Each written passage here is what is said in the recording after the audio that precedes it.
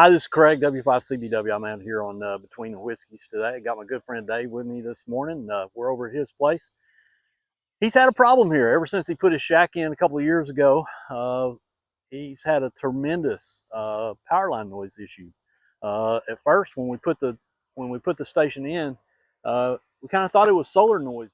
And I'll tell you what we've done already. We've kind of gone through the typical steps that you would find. We isolated his shack, which is up on the hill behind his house here.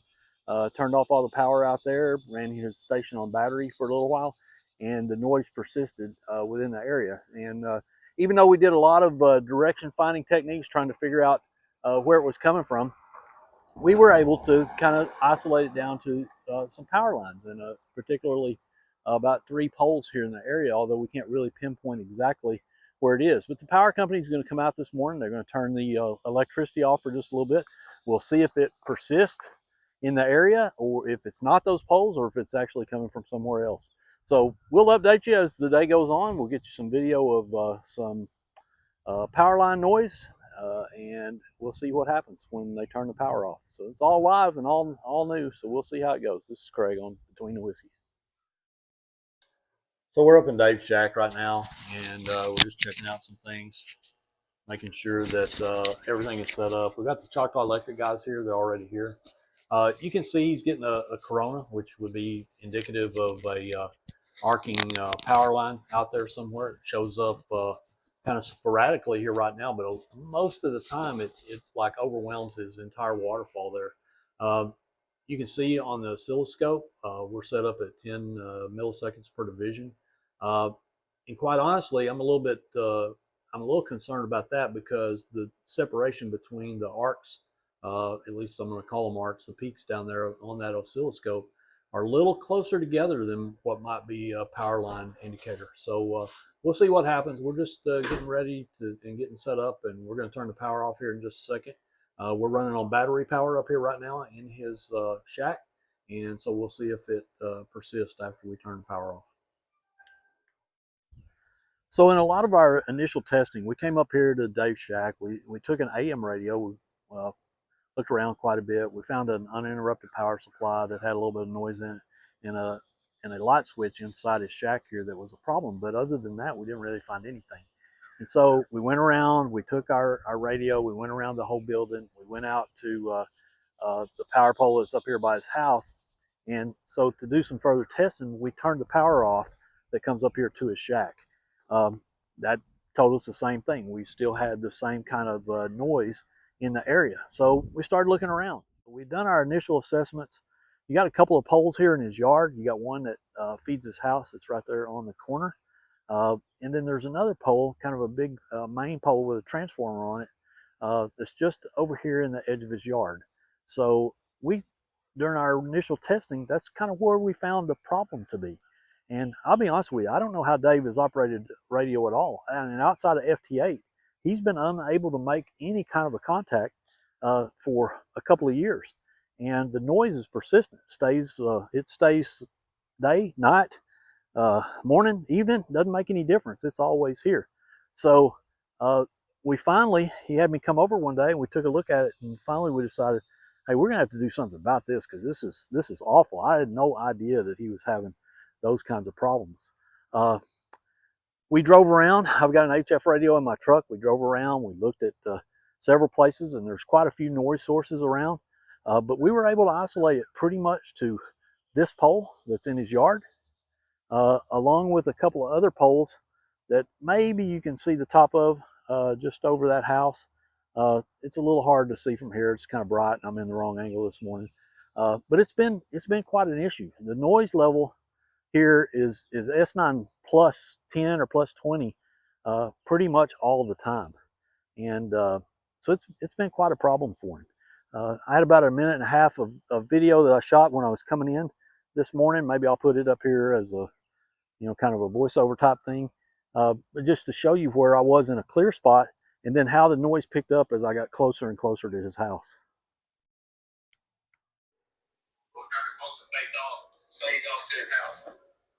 Okay, we're here just getting ready to turn the power off. We got the video going on.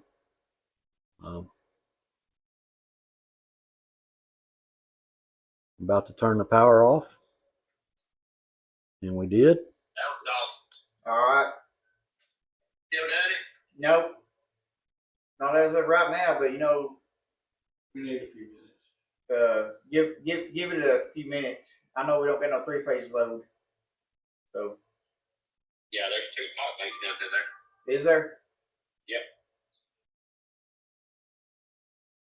Was it done it earlier? Yes. Yeah. Yeah. It's quit now though? It just about has, but he needs just a few minutes. Or less. You'd feel better about it waiting a couple minutes. Yeah, we want to come back to make sure, you know. But it has stopped just about. I thought. You want to do the other ones? Y'all want us to turn off the other 2 phases? Oh, well, I mean, if you can. Yeah, go ahead and turn off the other 2 phases. And we'll see what happens.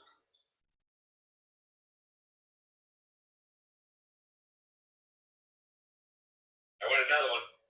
Okay. I see change there. What phase was that? Center phase. Okay. Might have lost this little bit of right in there. All 3's open. Okay. What phase did you open up from the first one? The one closest to his house. Do you know what phase that is? I don't know exactly. Okay. I might look it up. I'll look it up. It's almost all gone away now, hasn't it? Yeah, I've never seen it look like that. It's cleared up. Yeah. Yeah, it's cleared. It's clear, totally clear, ain't it? Yeah. Yeah, I don't see anything now. Turn A phase on.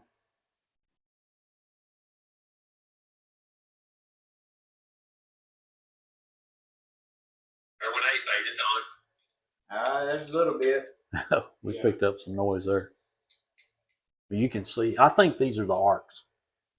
Wherever it is, however far away it is, those peaks, is something popping. That's what I think. Now, I'm a chemistry guy, so I don't know. I'm not.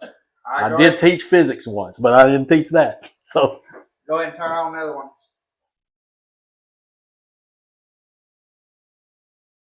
I got B face picking back up. Uh-oh. I heard that breaker click.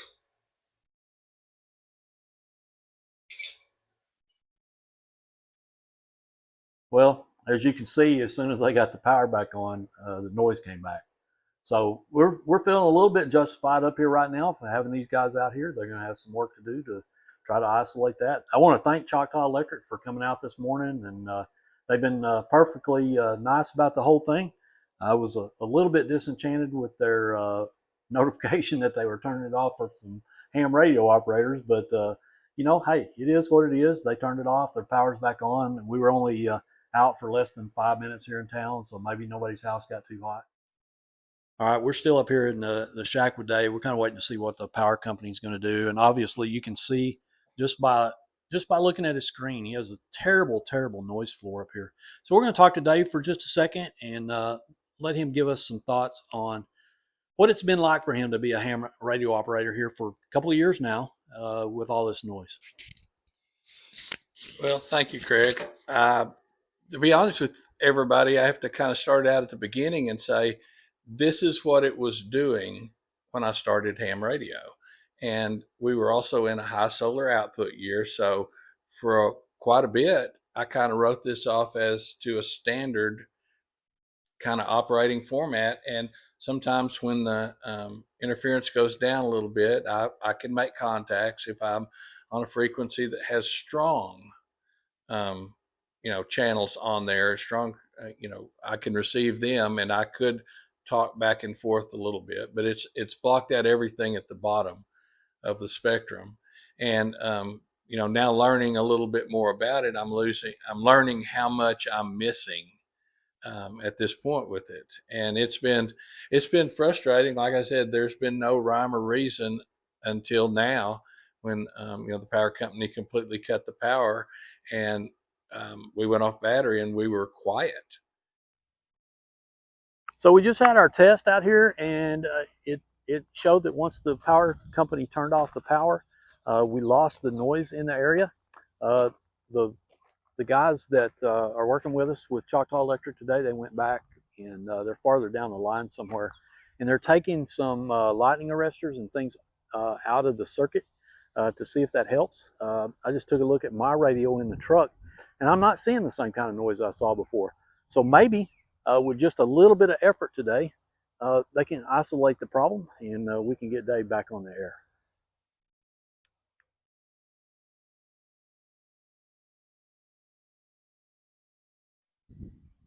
Okay, back out here with Dave this afternoon.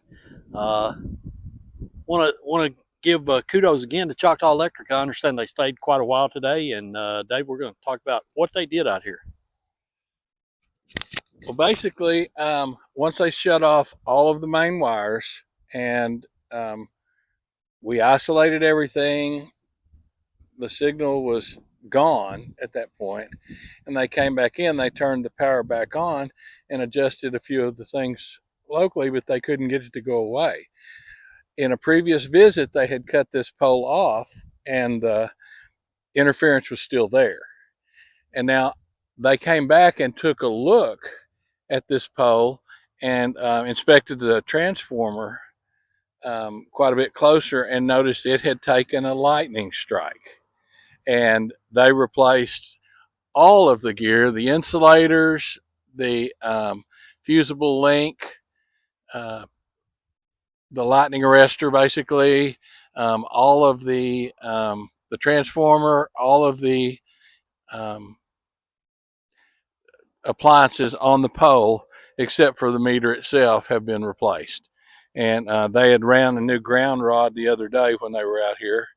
And then they also went up on their last ditch effort just to make sure, because there's a tiny bit of noise still in there, and cut off a pole up the street about 50 yards from this one. And it did not turn out to be a party. But I tell you what, I'm so happy because it works like a champ right now. Awesome. So Dave, when we came out and we did all of our initial surveys and things like that, what did we find? We found this pole being bad and two others being questionable. And I do want to say Choctaw Electric came right out and took a look at it. They just didn't see that one issue the first time they came out. But I tell you what, they stayed after it. I didn't even know they were working on this pole anymore after their initial work. So they came back and out of their own intestinal fortitude went in and, kind of went back and started over again. And I'm very impressed with them, what they've done here. So we're back here in Dave's shack here this afternoon after Choctaw Electric changed out all the hardware on that one pole. I want to show you this now and look at it. You can see on the oscilloscope we're not getting those arcing images anymore down there. We're not seeing the corona that we saw once before.